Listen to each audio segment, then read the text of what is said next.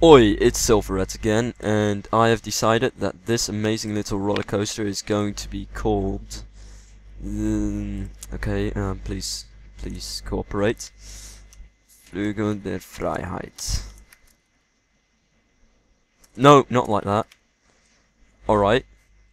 And this one will be the Lancelot, and then, yeah, naming is done. No idea why I did that on the video, but might as well, just because I had those ideas. It's a bit of Attack on Titan, a bit of Code Geass, and it's time to move on, so let's start another time lapse.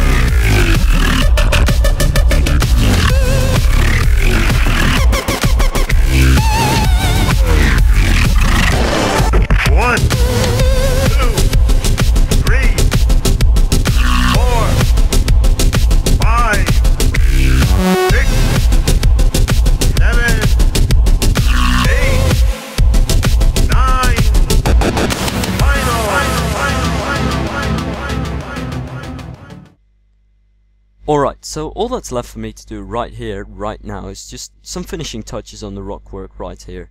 Now, as you can see, I actually use many sets for the rock work. For example, I use Weber's sets, Weber's large rock set, Weber's foliage sets.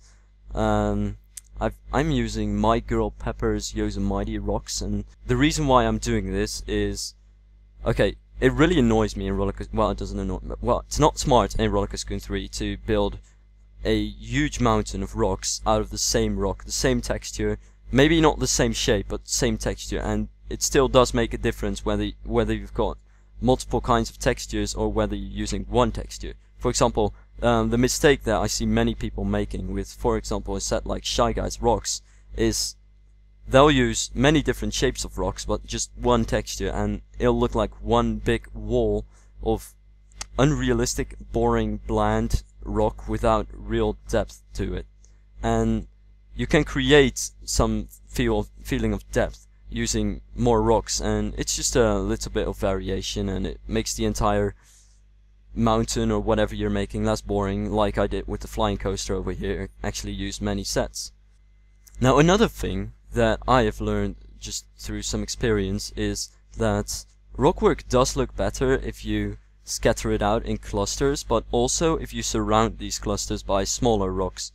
Like for example, some rocks will break off or something and they'll turn into somewhat smaller stones. They'll just lie down somewhere, just like these small rocks that I got over here, these mossy ones. And I don't know, it just creates kind of a fading, blending idea between the hard, rocky place and the grassy plains next to it. So that's also a tip I would like to give people to do. But yeah, then I'm basically finished. I've done everything that I wanted to do for this coaster, so all that's left for me to do is foliage, but I'll do that in a later stage, so now I can work on something else, and I'll do that next episode. So see you then.